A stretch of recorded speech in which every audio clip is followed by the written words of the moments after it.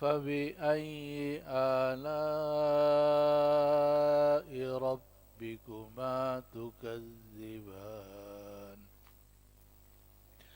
يخرج منهما اللؤلؤ والمرجان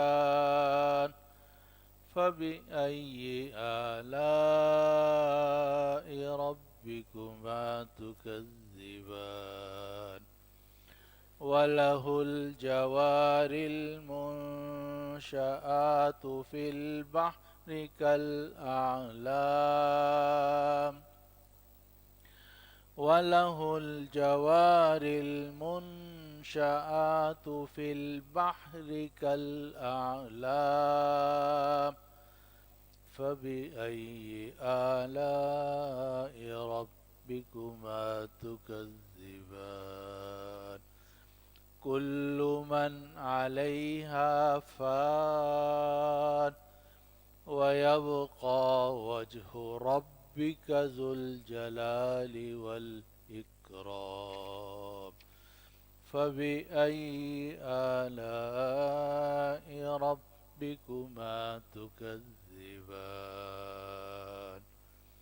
آمنت بالله صدق الله العظيم. اور اس نے آسمان کو بلند کیا اور ترازو کو رکھ دیا کہ تم ترازو کے اندر حد سے تجاوز مت کرو، انصاف، اور تم لوگ انصاف کے ساتھ وزن کو قائم کرو، اور ترازو کے اندر ڈنڈی مت مارو. اور اس نے زمین کو رکھ دیا مخلوق کے لیے. اس زمین کے اندر پھل ہیں، کھجوریں ہیں شگوفے والے، اور دانہ جو بھوسا رکھتا ہے، اور خوشبودار پودے. تم اپنے رب کی کن کن نعمتوں کا انکار کرو گے؟ اس نے انسان کو کھنکتی ہوئی مٹی سے پیدا کیا جو ٹھیکرے کی طرح ہے. اس نے انسان کو کھنکتی ہوئی مٹی سے پیدا کیا جیسے ٹھیکرا ہوتا ہے، اور اس نے جنوں کو پیدا کیا آگ کے شعلے سے. تو تم اپنے رب کی کن کن نعمتوں کو جھٹلاؤ گے؟ وہ پروردگار ہے دونوں مشرقوں کا اور پروردگار ہے دونوں مغربوں کا. تو تم دونوں اپنے رب کی کن کن نعمتوں کو جھٹلاؤ گے؟ اس نے چھوڑ دیا ہے دو سمندروں کو کہ وہ دونوں ملتے ہیں، لیکن ان کے درمیان ایک آڑ ہوتی ہے اور وہ ایک دوسرے پر چڑھتے نہیں ہیں. تو تم دونوں اپنے رب کی کن کن نعمتوں کا انکار کرو گے؟ ان دونوں قسم کے سمندروں سے موتی نکلتے ہیں اور مونگے نکلتے ہیں. تو تم دونوں اپنے پروردگار کی کن کن نعمتوں کو جھٹلاؤ گے؟ اور اسی کے لیے وہ چلنے والی کشتیاں ہیں جو سمندر کے اندر بلند ہوتی ہیں، ایسی جیسے پہاڑ ہوتے ہیں. تو تم دونوں اپنے رب کی کن کن نعمتوں کو جھٹلاؤ گے؟ اس زمین پر جتنی بھی چیزیں ہیں وہ فنا ہونے والی ہیں، اور تیرے پروردگار کی ذات باقی رہے گی جو بزرگی والی ہے، کرم والی ہے. تو تم دونوں اپنے رب کی کن کن نعمتوں کو جھٹلاؤ گے؟ یہ ہے ان آیات مبارکہ کا ترجمہ اور مفہوم جو ابھی آپ کے سامنے تلاوت کی گئی ہیں. اور سورۃ الرحمن پچھلے ہفتے شروع کی گئی تھی، اور یہ آیتیں پچھلے ہفتے بھی تلاوت کی گئی تھیں، لیکن صرف ابتدائی 6 آیات کا بیان ہوا. تو آج کے درس میں آیت نمبر 7 سے مضمون کی ابتدا ہے. آیت نمبر 7 کے شروع میں اللہ سبحانہ و تعالی نے آسمان کی بلندی کا ذکر کیا، اور پھر آگے زمین کی پستی کا ذکر کیا. آنکھوں سے ہم دیکھتے ہیں کہ آسمان بلند ہے اور زمین اس کے مقابلے میں پست ہے. تو آسمان کی بلندی کا ذکر کیا کہ آسمان کو یہ بلند آسمان بنانے والا اللہ سبحانہ و تعالی ہے، اور زمین کو بچھانے والا اور اس میں طرح طرح کی نعمتوں کو پھیلانے والا وہ بھی اللہ سبحانہ و تعالی ہے۔ لیکن کمال یہ ہے کہ اللہ تعالیٰ نے آسمان و زمین کے درمیان ایک اور چیز کا ذکر کیا کہ آسمان بلند ہے، اسی نے بلند کیا ہے، اور زمین اس نے مخلوق کے لیے رکھی ہے، لیکن بیچ میں نظام عدل کا ذکر کیا کہ آسمان و زمین جو ہے یہ نظام عدل پر قائم ہے، ترازو پر قائم ہے، بیلنس پر قائم ہے، اور ہر ایک کو اس کا حق دینے کے اوپر قائم ہے۔ چنانچہ آیت نمبر 7 کی ابتدا میں فرمایا وَالسَّمَاءَ رَفَعَهَا، اور آسمان کو اس نے بلند کیا۔ اب آگے یہ فرمانا چاہیے تھا کہ زمین کو اس نے رکھ دیا، لیکن وہ آگے ہے وَالْأَرْضَ وَضَعَهَا لِلْأَنَامِ، اور بیچ میں اللہ سبحانہ و تعالی نے ترازو کا اور میزان کا اس کا ذکر کیا۔ اور میزان کہتے ہیں وزن کرنے والی چیز، چاہے وہ پلوں والی ہو، چاہے آج کل کی جدید مشینیں آ جائیں اور اس کے ذریعے سے وزن کیا جائے، تو میزان کہتے ہیں ترازو کو۔ اور جب ترازو ہوتی ہے تو ترازو کے ذریعے سے ہر ایک کا تناسب معلوم کیا جاتا ہے، اور پھر جس کا جو حق بنتا ہے وہ ادا کیا جاتا ہے۔ تو اللہ سبحانہ و تعالی نے ان آیات میں یہ بات ارشاد فرمائی کہ یہ جو آسمان ہے اور یہ جو کائنات ہے اور یہ جو زمین ہے، یہ ساری کی ساری نظام عدل پہ قائم ہے۔ اللہ نے ایک تناسب رکھا ہے اس پورے نظام کے اندر، اور اللہ تعالیٰ نے ہر ایک کو اس کا پورا پورا حق دیا ہے۔ اور پھر فرمایا تم لوگ بھی یہی کرو، اگر تم نے آسمان و زمین کے درمیان رہنا ہے تو پھر نظام عدل کو قائم کرو، جس کا جو حق بنتا ہے وہ اسے ادا کرو، اور دیکھو دوسروں کا حقوق دینے میں ڈنڈی مت مارو۔ اللہ نے تمہیں جو نعمتیں دی ہیں وہ تمہاری خالص اپنی ذات کے لیے نہیں ہیں، بلکہ اللہ سبحانہ و تعالی نے تمہیں صحت، قوت، طاقت، مال، دولت، صلاحیت، علم، یہ اور جو بھی نعمت دی ہے وہ اس لیے ہے کہ تم دوسروں کا حق ادا کرو، اپنا بھی حق ادا کرو۔ ان لنفسک علیک حقا ولزوجک علیک حقا ولزورک علیک حقا ولضیفک علیک حقا۔ تو اللہ تعالیٰ نے آسمان کی بلندی اور زمین کی پستی کا ذکر کیا، اور بیچ میں پھر نظام عدل کا ذکر کیا، اور فرمایا وَالسَّمَاءَ رَفَعَهَا، اور اس نے آسمان کو بلند کیا، وَوَضَعَ الْمِيزَانَ، اور اس نے ترازو کو رکھ دیا۔ میزان اگر خالص لغت کے اعتبار سے دیکھیں تو ترازو کے معنی میں آتا ہے، اور اسی لیے ہمارے اکثر اکابر نے ترازو ہی سے ترجمہ کیا ہے، لیکن بہت سارے مفسرین نے فرمایا کہ اس سے نظام عدل مراد ہے، اور عدل کا مطلب یہ ہے کہ جس کو جو چیز جس طریقے سے دینی چاہیے اسی طریقے سے دی جائے۔ چنانچہ اللہ سبحانہ و تعالی نے ہر ایک کو اس کے تناسب کے مطابق چیز دی ہے، سورج کو گرمی دے دی، چاند کو ٹھنڈک دے دی، زمین کو وہ نعمتیں دی جو زمین کے لیے مناسب تھیں، تو اور مخلوقات کو کچھ اور نعمتیں دیں۔ خلق کل شیء، اعطا کل شیء خلقہ فہدا، اللہ تعالیٰ نے ہر مخلوق کو اس کے حساب سے نعمتیں دی، پھر اس کو راستہ دکھا دیا کہ تم نے یہ کام کرنا ہے۔ عالم سے کہا تم نے یہ کام کرنا ہے، جاہل سے کہا تم نے یہ کام کرنا ہے، ڈاکٹر سے کہا تم نے یہ کام کرنا ہے، فلاں نے یہ کام کرنا ہے، سورج نے یہ کام کرنا ہے، زمین اور جناب ستاروں نے یہ کام کرنا ہے۔ یہ سارا نظام اللہ تعالیٰ نے بڑے توازن سے قائم فرمایا ہے، ایسا زبردست توازن ہے کہ جس میں ایک سیکنڈ کا بھی فرق نہیں آنے پاتا۔ چنانچہ آپ بہت عرصے پہلے پیشین گوئی کر سکتے ہیں کہ کب سورج گرہن ہوگا اور کب چاند گرہن ہوگا، اور دنیا میں کب کب سورج گرہن ہوا ہوگا، اور آئندہ کب کب سورج گرہن اور چاند گرہن ہوگا۔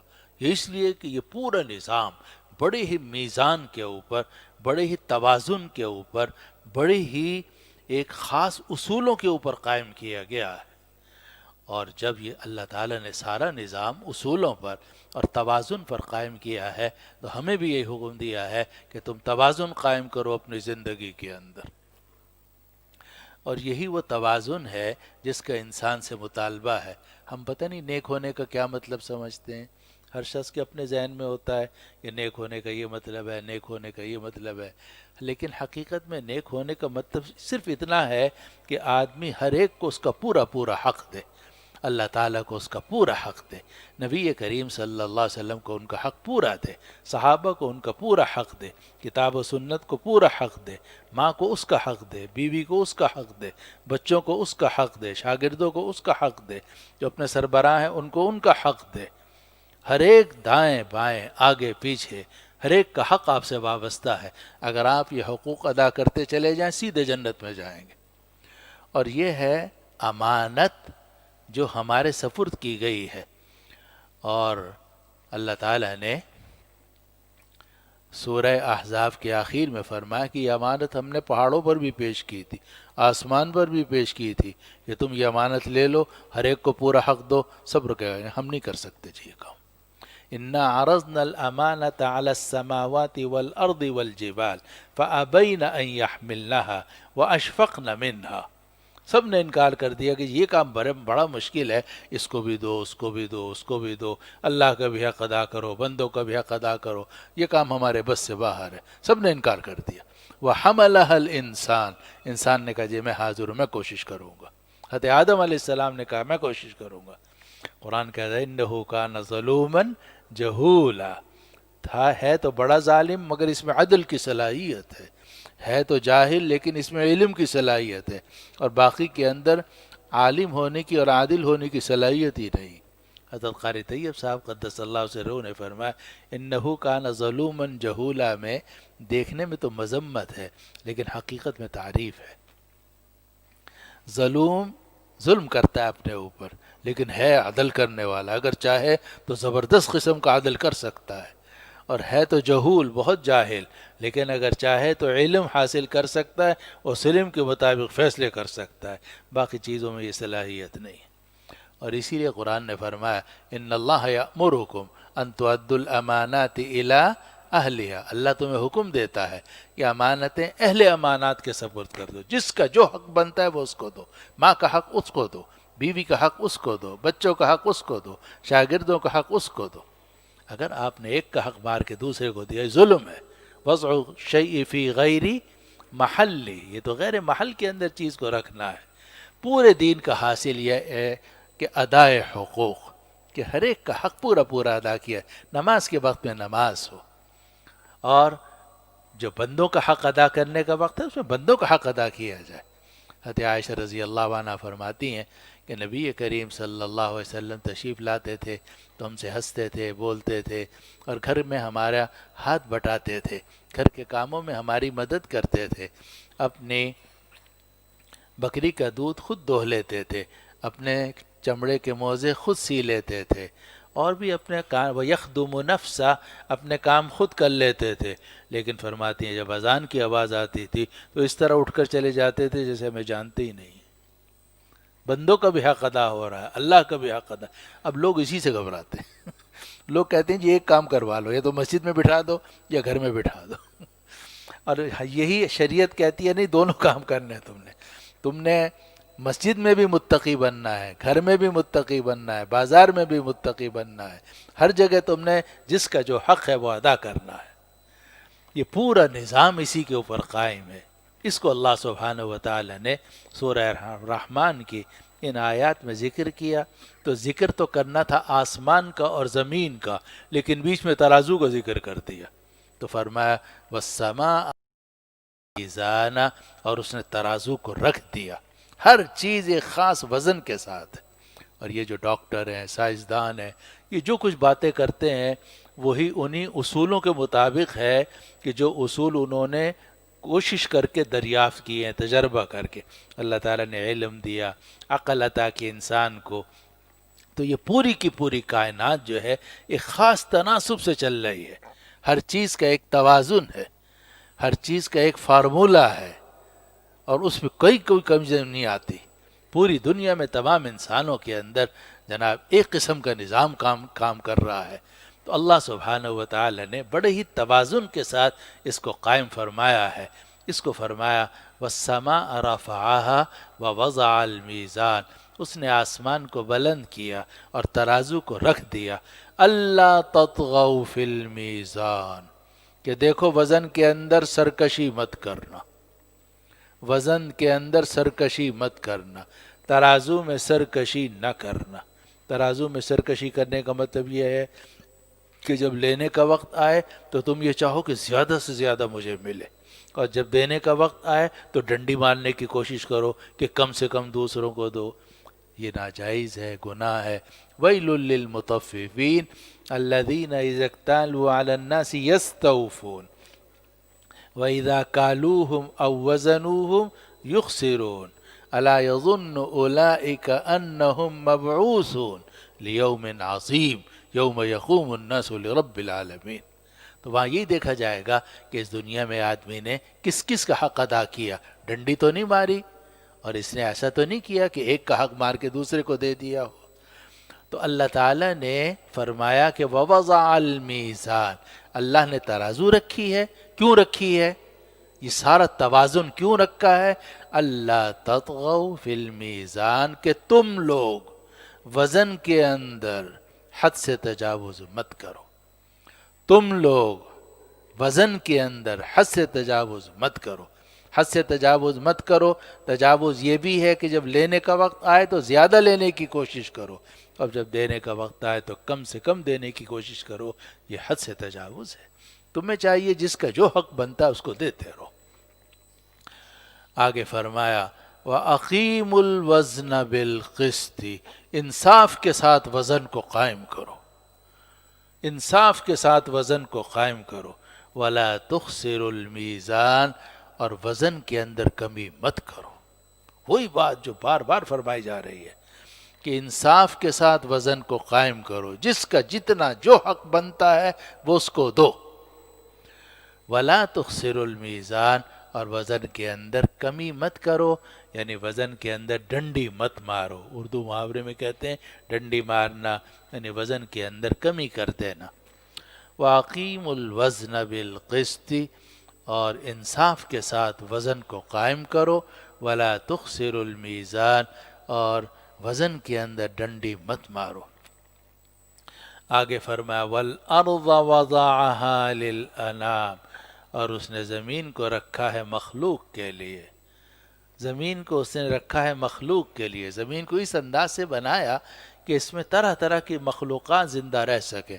چنانچہ سائنسدان بہت کوشش کر رہے ہیں، ادھر بھی جا رہے ہیں ادھر بھی جا رہے ہیں، کئی زندگی کے آثار ان کو نہیں مل رہے، چاند، مریخ، فلاں فلاں، لیکن اللہ تعالیٰ نے زمین کو ایک خاص تناسب سے، سورج سے ایک خاص فاصلے پر اور اس انداز سے بنایا ہے کہ اس میں تمام مخلوقات آرام سے رہ سکتی ہیں، انسان بھی، جنات بھی، جانور بھی، چرند بھی، پرند بھی۔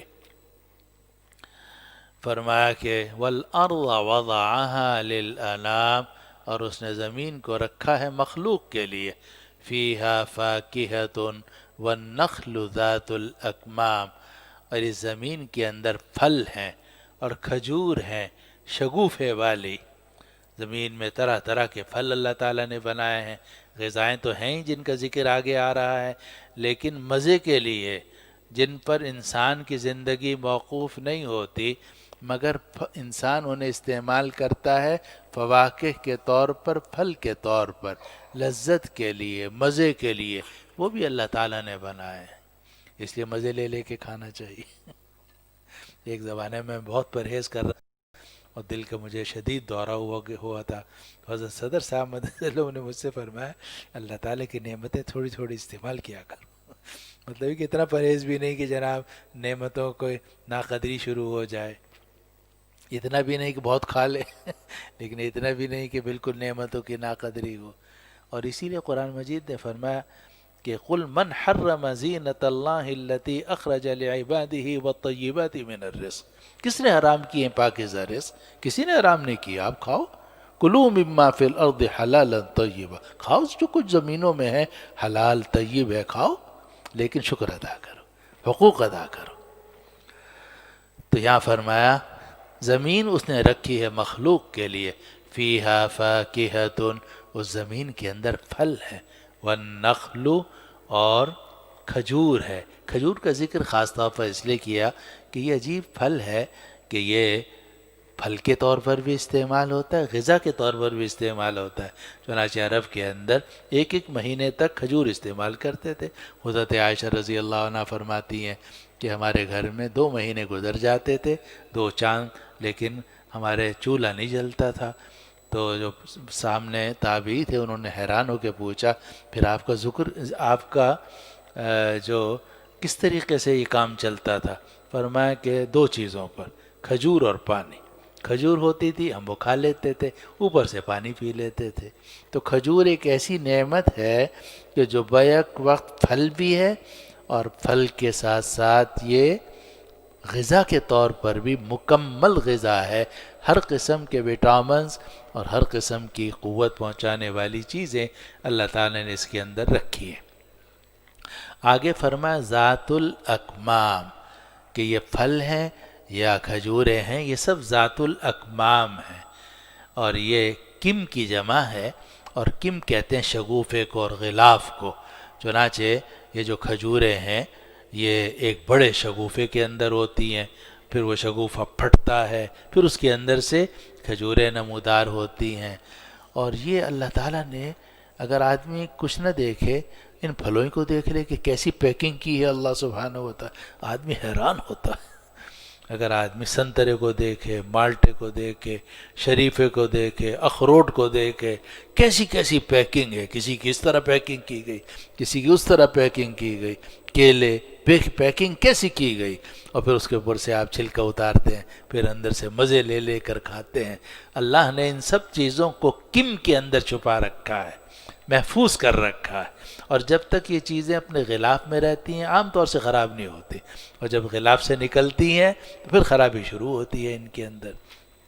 تو کم کہتے ہیں شگوفے کو، کم کہتے ہیں غلاف کو، کم کہتے ہیں چھلکے کو، یعنی پھل کے اوپر جو بھی ایک چیز ہو جس نے اس پھل کو محفوظ کیا ہوا ہو، وہ ہے کم، کہ جس نے اسے چھپا رکھا ہے۔ تو فرمایا فیہا فاکہۃ، اس زمین کے اندر پھل ہیں، والنخل کھجوریں ہیں، ذات الاکمام جو شگوفے والی ہیں، یعنی شگوفے کے اندر ان کو پیک کر کے پیش کیا جاتا ہے، محفوظ کیا جاتا ہے، اور درختوں پر انہیں ظاہر کیا جاتا ہے۔ والحب ذو العصف والریحان، اور دانے ہیں بھوسے والے، دانے ہیں، چنانچہ گندم کا بھی دانہ ہوتا ہے، جو کا بھی ہوتا ہے، اور چاول بھی ہوتا ہے۔ جتنے بھی دانے ہیں وہ دانے ایک دم نہیں ہوتے، اس کے اوپر بھی پیکنگ ہوتی ہے، ہر دانے کی پیکنگ علیحدہ ہے مولانا۔ کمال ہے اللہ سبحانہ و تعالیٰ کی قدرت، ہر پھل کی، ہر دانے کی علیحدہ علیحدہ پیکنگ ہوتی ہے، اور پھر اس طریقے سے اس کو پیک کیا جاتا ہے کہ جب اس کا آپ اوپر سے چھلکا اتار دیں تو وہ بھوسے کے طور پر کام آتا ہے، اور وہ جانوروں کو جانور اس کے استعمال کرتے ہیں، اور اندر جو اس کے دانے ہیں، چاہے گندم کا دانہ ہو، چاہے جو کا ہو، چاہے چاول کا ہو، وہ آپ استعمال کرتے ہیں۔ یہ کس نے یہ پیکنگ کی، کس نے بنایا ہے ان سب کو؟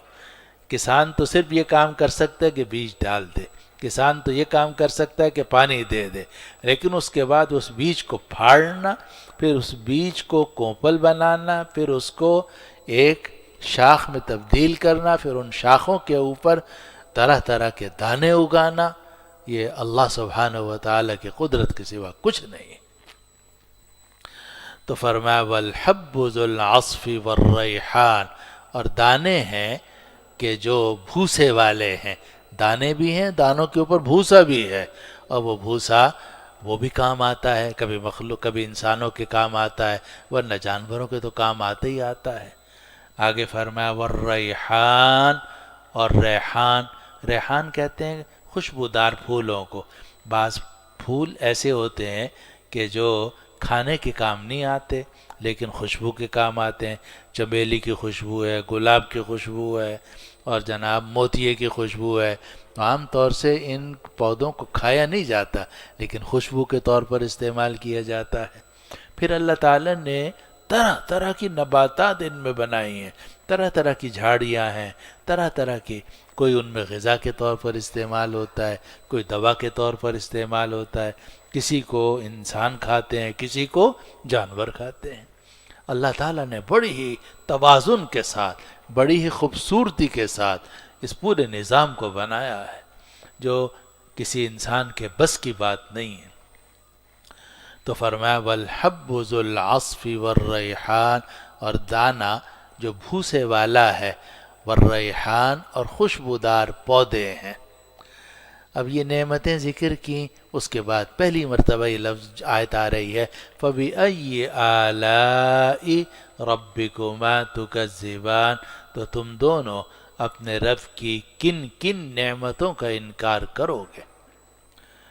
اعلیٰ الیون کی یا الیون کی جمع ہے، اس کا مجرد الیون بھی آتا ہے، الیون بھی آتا ہے، اور اس کے معنی نعمت کے بھی ہوتے ہیں، اس کے معنی قدرت کے بھی ہوتے ہیں۔ اور اسی لیے حضرت شیخ الہند قدس اللہ سرہ نے تفسیر عثمانی میں، اور حضرت مولانا شبیر احمد صاحب عثمانی رحمۃ اللہ علیہ نے لکھا ہے کہ اس آیت میں کہیں تو نعمتیں مراد ہیں کہ تم اپنے رب کی کن کن نعمتوں کو جھٹلاؤ گے، اور کہیں قدرت مراد ہے کہ تم اپنے رب کی کن کن قدرتوں کا انکار کرو گے۔ جہاں نعمتوں کا ذکر ہے تو وہاں تو نعمتیں مراد ہیں، تو ترجمہ یہ ہوگا کہ تم اپنے رب کی کن کن نعمتوں کو جھٹلاؤ گے۔ لیکن جہاں عذاب کا ذکر ہے، پکڑ کا ذکر ہے، سختی کا ذکر ہے، تو وہاں قدرت مراد ہوگا۔ فَبِأَيِّ آلَاءِ رَبِّكُمَا تُكَذِّبَانِ، اے جن و انس تم اپنے رب کی کن کن قدرتوں کو جھٹلاؤ گے۔ اللہ کیسا قادر مطلق ہے، اس نے تمہیں کیسی کیسی نعمتیں عطا فرمائی ہیں، اس کی قدرت ایک ایک چیز سے ظاہر ہوتی ہے، تو تم اپنے رب کی کن کن قدرتوں کو جھٹلاؤ گے۔ فَبِأَيِّ آلَاءِ رَبِّكُمَا تُكَذِّبَانِ، تو تم دونوں اپنے رب کی کن کن نعمتوں کو جھٹلاؤ گے۔ اور یہ آیت جو ہے فَبِأَيِّ آلَاءِ رَبِّكُمَا تُكَذِّبَانِ سورۃ الرحمن میں 31 مرتبہ آئی ہے۔ سورۃ الرحمن کی جو کل آیات ہیں وہ ہیں 78 آیتیں ہیں، اور 31 مرتبہ اس میں یہ آیت جو ہے اس کو ذکر کیا گیا فَبِأَيِّ آلَاءِ رَبِّكُمَا تُكَذِّبَانِ، تو تم دونوں اپنے رب کی کن کن قدرتوں کو جھٹلاؤ گے، کن کن طاقتوں کو جھٹلاؤ گے، کن کن نعمتوں کو جھٹلاؤ گے۔ کہیں نعمتیں مراد ہیں، کہیں قدرتیں مراد ہیں، کہیں طاقت مراد ہے۔ فَبِأَيِّ آلَاءِ رَبِّكُمَا تُكَذِّبَانِ، تو تم دونوں یعنی جن و انس اپنے رب کی کن کن نعمتوں کو جھٹلاؤ گے۔ آگے اللہ تعالیٰ نے فرمایا خَلَقَ الْإِنسَانَ مِنْ صَلْصَالٍ كَالْفَخَّارِ، انسان کو پیدا کیا سوکھی ہوئی مٹی سے، کالفخار جو ٹھیکرے کی طرح ہے۔ قرآن مجید نے جہاں آدم علیہ السلام کی تخلیق کا ذکر کیا ہے یا انسانوں کی تخلیق کا ذکر کیا ہے، تو وہاں اللہ تعالیٰ نے کہیں تو فرمایا ہے خلقہ من تراب، مٹی سے پیدا کیا، کہیں فرمایا ہے من طین کہ کیچڑ سے پیدا کیا ہے، کہیں فرمایا من حمأ مسنون اس کیچڑ سے جو سڑ گیا تھا، اور کہیں فرمایا صلصال وہ سڑا ہوا کیچڑ جب جم گیا اس سے پیدا کیا۔ تو کہیں آ رہا ہے کہ خلقہ من تراب کہ اللہ نے انسان کو پیدا کیا مٹی سے، اور کہیں فرمایا گیا من طین کیچڑ سے، یعنی جب اس مٹی کے اندر پانی ملا دیا گیا، اور جب پانی ملا دیا گیا تو وہ کیا بن گئی؟ کیچڑ بن گئی، اسے طین کہتے ہیں۔ پھر وہ کیچڑ پڑا رہا، اس میں بدبو پیدا ہو گئی تو اسے کہتے ہیں حمأ مسنون، اور پھر اس کے بعد اس میں ایک قسم کی سختی پیدا ہو گئی، وہ سوکھ گیا، وہ کیچڑ سڑا ہوا کیچڑ سوکھ گیا، اور سوکھنے کے بعد وہ کھن کھن بولنے لگا، اور کھن کھن ایسا بولنے لگا جیسے آگ میں پکا ہوا ٹھیکرا۔ اگر آپ کسی مٹی کو پانی میں لگا کے پھر اس کے بعد آگ پہ اس کو پکائیں گے تو وہ ٹھیکرا بن جائے گا. پھر جب آپ اس کو یوں کریں گے ٹھک ٹھک ٹھک ٹھک اس میں آواز آنے لگے. ویسے آپ مٹی میں کیچڑ میں کریں تو آواز نہیں آئے گی، لیکن ٹھیکرے میں آتی ہے آواز. تو اللہ تعالیٰ نے انسان کو مٹی سے پیدا کیا، پھر مٹی میں پانی کے ذریعے سے، پھر اس کو سڑا ہوا کیچڑ، پھر وہ سڑا ہوا کیچڑ جو خشک ہو گیا اس سے پیدا. اب وہ جو خشک سڑا ہوا کیچڑ جو خشک ہو جائے اسے فرمایا کہ سلسال، انسان کو پیدا کیا سلسال سے. اب ہم آپ بیٹھے ہوئے ہیں، ماشاءاللہ آپ بھی خوبصورت، میں بھی کچھ نہ کچھ خوبصورت، بڑے اچھے جناب ہمارے چہرے بھی ہیں، جسم بھی ہے، سب کچھ ہے، لیکن اندر کیا ہے؟ اندر جو ہے یا مٹی ہے یا پانی ہے یا سڑا ہوا کیچڑ ہے. چنانچہ ڈاکٹر یہ کہتے ہیں کہ اگر انسان کا تجربہ کیا جائے اور انسان کے اندر سے جو پانی، ہوا اور خلا ہے وہ نکال دیا جائے تو انسان جو اس ہتھیلی کے اوپر آ جائے گا. اتنا چھوٹا سا ہے انسان. یہ جو ہمارے اتنا لمبا آپ کو 5 فٹ 6 فٹ آدمی نظر آتا ہے تو اس کے اندر جو ٹھوس مادہ ہے وہ بہت کم ہے، زیادہ تر پانی ہے، کیچڑ ہے اور سڑا ہوا کیچڑ ہے. چنانچہ اندر جو ہے وہ پیپ ہے اور پخانہ ہے اور پیشاب ہے. آپ یہ خوبصورت سی کھال ہے، اس کو اتارے پھر نیچے دیکھیں ہے کیا؟ یہ تو خوبصورت سی کھال اللہ تعالیٰ نے ہمارے آپ کے اوپر چڑھا رکھی ہے. اس کھال کے اوپر ہم مرتے ہیں، آئینہ دیکھ کے خوش ہوتے ہیں کہ کتنا خوبصورت آدمی سامنے کھڑا ہوا ہے، لیکن اندر تو سڑا ہوا کیچڑ ہے. اور پھر وہ سڑا ہوا کیچڑ بھی ایسا ہے کہ اللہ نے اس کو تھوڑا سا سخت بنا دیا ہے، چنانچہ انسان جو ہے دیکھنے میں سخت بھی نظر آتا ہے. پیدا کیا گیا اس کو مٹی سے، پھر اس مٹی کے اندر پانی ملایا گیا تو وہ تین بن گیا. پہلے تراب تھا پھر تین بن گیا. پھر وہ پانی ملیا ہوا کیچڑ جو تھا وہ سڑ گیا تو حمأ مسنون بن گیا. پھر وہ حمأ مسنون جو ہے اس میں تھوڑی سی سختی پیدا ہوئی، ایسی سختی پیدا ہوئی جیسے ٹھیکرے میں سختی پیدا ہوتی ہے، اور وہ بولنے لگا جیسے ہم آپ بول رہے ہیں. تو یہ اللہ تعالیٰ نے عجیب تشبیہ دی ہے کہ خلق الانسان من صلصال، انسان کو پیدا کیا جمی ہوئی مٹی سے، سڑے ہوئے سوکھے کیچڑ سے، کل فخاری، جیسے کہ ٹھیکرا ہوتا ہے جسے آگ میں پکایا جائے. اس کو آگ میں پکایا نہیں گیا، انسان جو ہے وہ آگ سے پیدا نہیں ہوا.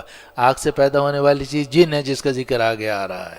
انسان مٹی اور پانی سے پیدا ہوا ہے، چنانچہ پورے انسان کے اندر یا مٹی ہے یا پانی ہے یا کیچڑ ہے. اوپر سے ایک کھال اللہ تعالیٰ نے ایسی خوبصورت لگا دی ہے کہ ہمارے اندر کا جتنا کیچڑ اور گند ہے وہ چھپ گیا ہے. فرمایا خلق الانسان من صلصال، اور ایسا خوبصورت جسم بنایا ہے، دیکھنے میں خوبصورت ہے، اندر سڑا ہوا کیچڑ ہے. اور پھر اندر ایک زبردست قسم کی فیکٹری لگا دی ہے، ایسی زبردست فیکٹری ہے کہ دل مسلسل اپنا کام کر رہا ہے، گردے اپنا کام کر رہے ہیں اور جگر اپنا کام کر رہا ہے. جسم میرا ہے لیکن مجھے نہیں پتا کہ جسم کے کتنے، دل کے کتنے والو کھلے ہوئے ہیں، کتنے والو بند ہیں. مجھے نہیں پتا کہ جو میرا جگر ہے وہ کون کون سے کیمیکل اس وقت میں بنا رہا ہے. مجھے نہیں پتا کہ گردے کس طریقے سے کام کر رہے ہیں. جسم میرا ہے لیکن مجھے کچھ پتا نہیں. اللہ تعالیٰ نے اس میں وہ نظام فٹ کیا ہوا ہے، اس کے حکم سے چلتا رہتا ہے، اور جب اللہ تعالیٰ کا حکم آ جاتا ہے پورا نظام ایک دم ٹھہر جاتا ہے. پھر وہ آدمی جو چہکتا مہکتا تھا لاش میں تبدیل ہو جاتا ہے، جا کر مٹی میں اس کے حوالے کر دیا جاتا ہے. مٹی ہی سے پیدا ہوا تھا، دوبارہ مٹی میں حوالے کر دیا جاتا ہے. اس کو فرمایا خلق الانسان من صلصال کالفخار، انسان کو پیدا کیا کھنکتی مٹی سے جیسے ٹھیکرا. یہ ترجمہ ہے حضرت شیخ الہند کا، کھنکتی ہوئی مٹی سے جیسے کہ ٹھیکرا. اور حضرت شیخ الاسلام مولانا تقی عثمانی صاحب نے بھی یہی ترجمہ کیا. اسی نے انسان کو ٹھیکرے کی طرح کھن کھناتی ہوئی مٹی سے پیدا کیا. تو وہ کھن کھناتی ہوئی مٹی جو خشک ہو گئی تھی تو اس سے انسان کو پیدا کیا گیا.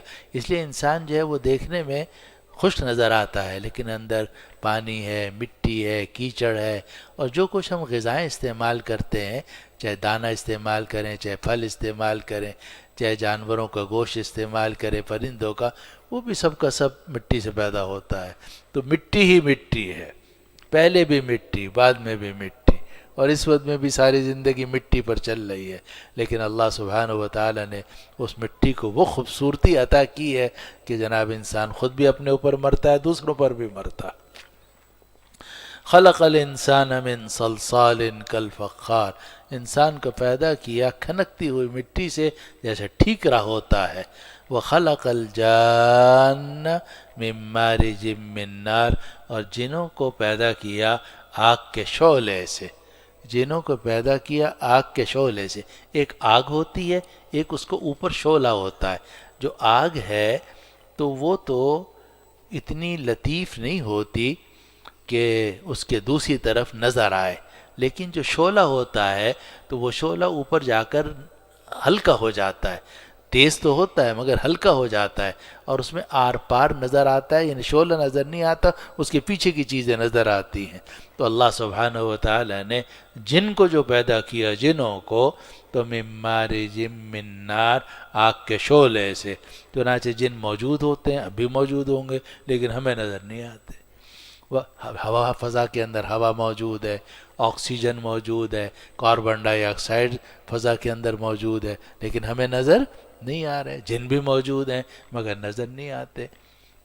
وخلق الجان من مارج من نار، اور جنوں کو پیدا کیا آگ کے شعلے سے۔ فبأي آلاء ربكما تكذبان، تو تم دونوں اپنے رب کی کن کن قدرتوں کا انکار کرو گے، تم دونوں اپنے رب کی کن کن نعمتوں کو جھٹلاؤ گے۔ آگے فرمایا رب المشرقین ورب المغربین، وہ پروردگار ہے دونوں مشرقوں کا اور دونوں مغربوں کا، دونوں مشرقوں کا، دونوں مغربوں کا۔ سورج مشرق سے طلوع ہوتا ہے، مغرب پہ جا کر غروب ہو جاتا ہے، لیکن روزانہ اس کا فاصلہ تھوڑا تھوڑا تھوڑا تھوڑا اپنی جگہ سے ہٹتا رہتا ہے۔ سردی میں کونے سے نکلا، کونے میں جا کے غروب ہو گیا تو فاصلہ کم طے کرتا ہے، لیکن سردیوں میں اور گرمیوں میں وہ اوپر سے ہوتا ہوا دوسری طرف جا کر غروب ہوتا ہے۔ تو اسی لیے سردی کا اور گرمی کا مشرق علیحدہ علیحدہ ہے، اور سردی اور گرمی کا مغرب بھی دونوں کا علیحدہ علیحدہ ہے۔ تو اللہ سبحانہ و تعالی نے فرمایا رب المشرقین ورب المغربین، اور پھر ان کے درمیان بھی جیسے میں نے عرض کیا کہ ہر دن کا مشرق اور مغرب علیحدہ ہے۔ اسی لیے ایک دوسری جگہ میں قرآن نے فرمایا فلا اقسم برب المشارق والمغارب انا لقادرون، میں قسم کھاتا ہوں مشرقوں اور مغربوں کے پروردگار کی، ہم قادر ہیں علی ان نبدل خیرا منہم، ہم ان سے بہتر لوگوں کو اس دنیا میں لا سکتے ہیں۔ تو یہ مشارق اور مغارب، سورۃ المعارج کے اندر مشارق اور مغارب کو ذکر کیا گیا، اور یہاں رب المشرقین ورب المغربین، یعنی سورج کا جو سردی کا مشرق ہے وہ علیحدہ ہے، گرمی کا مشرق علیحدہ ہے، اور اسی طرح گرمی کا مغرب اور سردی کا مغرب علیحدہ۔ فرمایا رب المشرقین ورب المغربین، وہ پروردگار ہے دونوں مشرقوں کا اور پروردگار ہے دونوں مغربوں کا۔ فبأي آلاء ربكما تكذبان، تو تم دونوں اپنے رب کی کن کن قدرتوں کو جھٹلاؤ گے، کن کن نعمتوں کو جھٹلاؤ گے۔ یہاں تک کا ترجمہ دوبارہ سن لیجئے کیونکہ وقت اب ختم ہو رہا ہے۔ فرمایا کہ اس نے آسمان کو بلند کیا اور ترازو کو رکھ دیا کہ تم ترازو کے اندر سرکشی مت کرنا، کہ تم ترازو کے اندر سرکشی مت کرنا، اور انصاف کے ساتھ وزن کو قائم کرو۔ اقیم الوزن بالقسط، انصاف کے ساتھ وزن کو قائم کرو، اور ترازو کے اندر ڈنڈی مارو۔ اور اس نے زمین کو رکھ دیا مخلوق کے لیے، اس زمین کے اندر پھل بھی ہیں، کھجورے بھی ہیں، شگوفے والے، غلاف والے، اور دانے ہیں جو جن پر بھوسا ہوتا ہے، اور خوشبودار پودے ہیں۔ تو تم دونوں اپنے رب کی کن کن نعمتوں میں پکا ہوا ٹھیکرا ہوتا ہے، اور اس نے جنوں کو پیدا کیا آگ کے شعلے سے، تو تم دونوں اپنے رب کی کن کن قدرتوں کو جھٹلاؤ گے۔ وہ پروردگار ہے دونوں طرف کے مشرق کا اور دونوں جانبوں کے مغرب کا، تو تم اپنے رب کی کن کن نعمتوں کو جھٹلاؤ گے۔ وآخر دعوانا ان الحمد للہ رب العالمین۔ دعا کر لیجیے۔ الحمد للہ رب العالمین والعاقبۃ للمتقین والصلاة والسلام علی سیدنا و شفیعنا و مولانا محمد وعلی آلہ واصحابہ اجمعین۔ یا ارحم الراحمین یا رب العالمین، ہمارے اس بیٹھنے کو اپنی بارگاہ میں قبول فرما لیجئے۔ یا اللہ ہمیں قرآن مجید سیکھنے سکھانے والوں میں شامل فرما دیجئے۔ یا اللہ ہمیں امت کے ان بہترین لوگوں میں شامل فرما دیجئے جن کے بارے میں آپ کے نبی صلی اللہ علیہ وسلم نے فرمایا خیرکم من تعلم القرآن وعلمہ۔ اور یا اللہ ہمیں ان لوگوں میں شامل فرما دیجئے جن کے بارے میں آپ کے نبی صلی اللہ علیہ وسلم نے فرمایا اشراف امتی حملۃ القرآن، میری امت کے سب سے معزز لوگ وہ ہیں جو قرآن کو تھامنے والے ہوں۔ یا اللہ ہمیں قرآن کا تھامنے والا بنا دیجئے، قرآن مجید کو پڑھنے والا بنا دیجئے، قرآن مجید پر عمل کرنے والا بنا دیجئے، کتاب اللہ سنت رسول اللہ پر اپنے رضا کے مطابق ہمیں عمل کی توفیق عطا فرما۔ اللہم آنس وحشتنا فی قبورنا، اللہم ارحمنا بالقرآن العظیم واجعلہ لنا اماما ونورا وہدا ورحمہ۔ اللہم ذکرنا منہ ما نسینا وعلمنا منہ ما جہلنا وارزقنا تلاوته آناء اللیل وآناء النہار واجعلہ لنا حجتا یا رب العالمین۔